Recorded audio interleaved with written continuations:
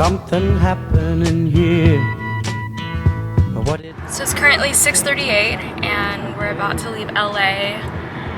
We are headed to San Francisco for a vaccine mandate protest, and we will literally only be there for 5 or 6 hours, and then we're just going to do a quick turnaround trip. But this morning we went to our favorite coffee shop on Abbot Kinney in Venice Beach. Go there all the time, just, doing work there, hanging out, and now they've implemented the recent vaccine mandate.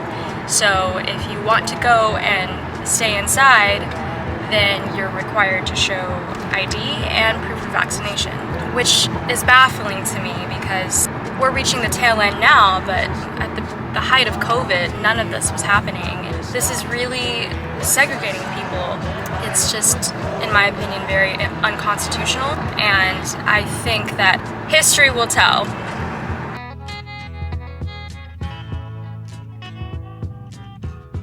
What a field day for the heat. This is Freedom's Plow by Langston Hughes. When a man starts out with nothing, when a man starts out with his hands empty but clean, when a man starts to build a world, he starts first with himself, and the faith that is in his heart, the strength there, the will there to build. First in the heart is the dream. Then the mind starts seeking away. His eyes look out on the world, on the great wooded world, on the rich soil of the world, on the rivers of the world. The eyes see their materials for building, see the difficulties too and the obstacles. The mind seeks a way to overcome these obstacles. The hand seeks tools to cut the wood, to till the soil, and harness the power of the waters.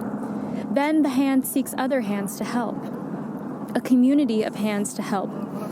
Thus the dream becomes not one man's dream alone, but a community dream. Not my dream alone, but our dream. Not my world alone, but your world and my world, belonging to all the hands who build. A long time ago, but not too long ago, ships came from across the sea, bringing the pilgrims and prayer makers, adventurers and booty seekers, free men and indentured servants, slave men and slave masters, all new to a new world, America.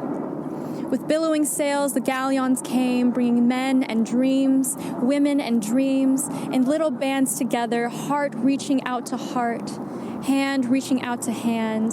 They began to build our land. Some were free hands, seeking a greater freedom. Some were indentured hands, hoping to find their freedom. Some were slave hands, guarding in their hearts the seed of freedom. But the word was there always: freedom. Down into the earth went the plow, in the free hands and the slave hands, in indentured hands and adventurous hands. Turning the rich soil went the plow in many hands that planted and harvested the food that fed and the cotton that clothed America. Clang against the trees went the axe into many hands that hewed and shaped the rooftops of America. Splashed into the rivers and the seas went the boat hulls that moved and transported America. Crack went the whips that drove the horses across the plains of America. Free hands and slave hands, indentured hands, adventurous hands, white hands and black hands held the plow handles, axe handles, hammer handles, launched the boats and whipped the horses that fed and housed and moved America. Thus together through labor, all these hands made America. Labor. Out of labor came villages and the towns that grew cities. Labor. Out of labor came the rowboats and the sailboats and the steamboats. Came the wagons and the coaches, covered wagons, stage coaches.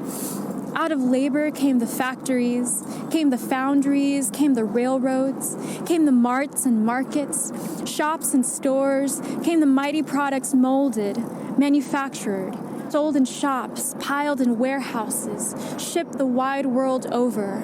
Out of labor, white hands and black hands came the dream, the strength, the will, and the way to build America. Now it is me here and you there. Now it's Manhattan, Chicago, Seattle, New Orleans, Boston, and El Paso. Now it's the USA. A long time ago, but not too long ago, a man said, "All men are created equal, endowed by their Creator with certain unalienable rights. Among these, life, liberty, and the pursuit of happiness." His name was Jefferson. There were slaves then, but in their hearts the slaves believed him too, and silently took for granted that what he said was also meant for them. It was a long time ago, but not so long ago at that. Lincoln said, "No man is good enough to govern another man without that other's consent." But there were slaves then too. But in their hearts the slaves knew what he said must be meant for every human being, else it had no meaning for anyone. Then a man said, "Better to die free than to live slaves." He was a colored man who had been a slave, but had run away to freedom. And the slaves knew what Frederick Douglass said was true. With John Brown at Harper's Ferry, Negroes died. John Brown was hung. Before the Civil War, days were dark, and nobody knew for sure when freedom would triumph, or if it would, thought some. But others knew it had to triumph. In those dark days of slavery, guarding in their hearts the seed of freedom, the slaves made up a song. "Keep your hand on the plow, hold on." That song meant just what it said, hold on. Freedom will come. Keep your hand on the plow, hold on. Out of war it came, bloody and terrible, but it came. Some there were, as always, who doubted that the war would end right, that the slaves would be free, or that the Union would stand. But now we know how it all came out. Out of the darkest days for people and a nation, we know now how it came out. There was light when the battle clouds rolled away. There was a great wooded land, and men united as a nation. America is a dream. The poet says it was promises. The people say it is promises that will come true. The people do not always say things out loud, nor write them down on paper. The people often hold great thoughts in their deepest hearts, and sometimes only blunderingly express them, haltingly and stumblingly say them, and faultily put them into practice. The people do not always understand each other. But there is, somewhere there, always the trying to understand, and the trying to say, "You are a man. Together, we are building our land." America, land created in common, dream nourished in common. Keep your hand on the plow, hold on. If the house is not yet finished, don't be discouraged, builder. If the fight is not yet won, don't be weary, soldier. The plan and the pattern is here, woven from the beginning into the warp and woof of America. All men are created equal. No man is good enough to govern another man without his consent. Better die free slaves than to live slaves. Who said those things? Americans. Who owns those words? America. Who is America? You. Me. We are America. To the enemy who would conquer us from without, we say no. To the enemy who would divide and conquer us from within, we say no. Freedom, brotherhood, democracy. To all the enemies of these great words, we say no. A long time ago, an enslaved people heading toward freedom made up a song. Keep your hand on the plow, hold on. The plow plowed a new furrow across the field of history. Into that furrow, the freedom seed was dropped. From that seed, a tree grew, is growing, will ever grow. That tree is for everybody, for all America, for all the world. May its branches spread and shelter grow until all races and all people know its shade. Keep your hand on the plow, hold on. That was written by Langston Hughes in the year 1943. This poem was a huge contribution to the civil rights movement, and the people who are part of the civil rights movement back then, they were defying the norm. They were saying, no, we are equals. They were fighting against segregation. They were fighting against Jim Crow laws. I think the heart of this poem is in the line that says, but not so long ago at that, Lincoln said, no man is good enough to govern another man without that other's consent. And Langston Hughes was saying that we are all human beings.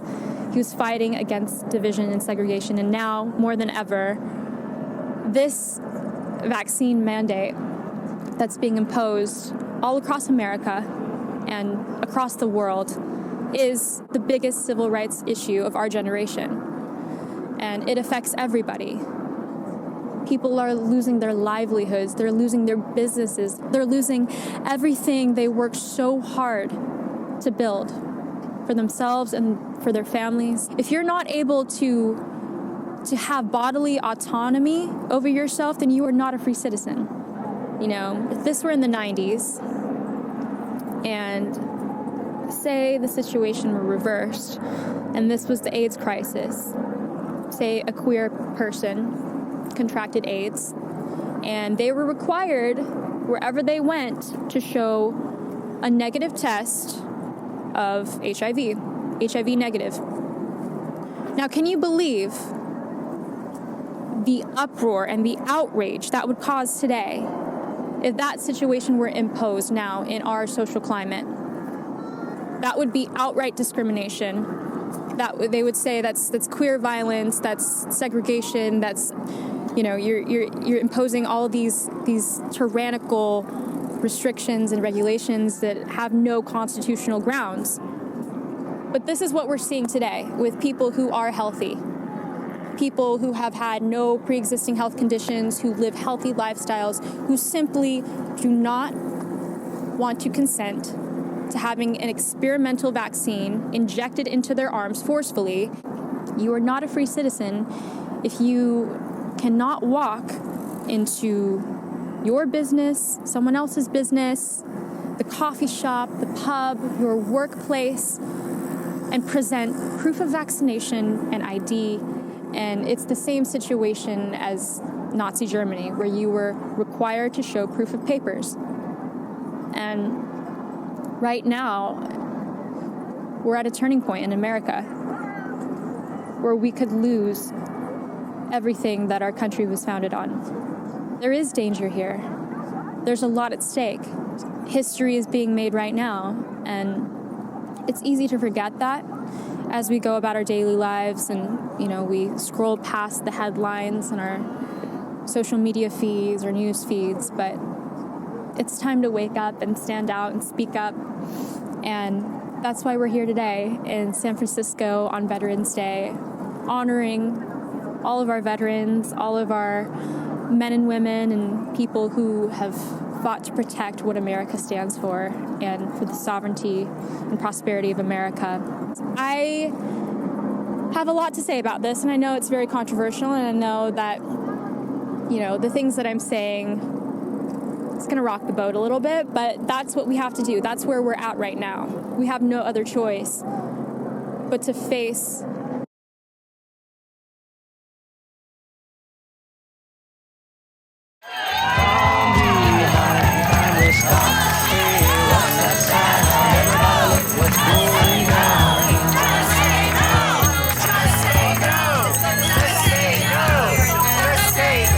Just say no. Just say no. Say no. They should mandate smiles. Smiles for everyone. And vitamins. Everyone has to smile every day. And take their vitamins. To everyone. And hug each other. And you can't miss one person. And you have to give out flowers. I mandate flowers. For our side, it's time we stop. Hey, what's that sound? Everybody look what's going down.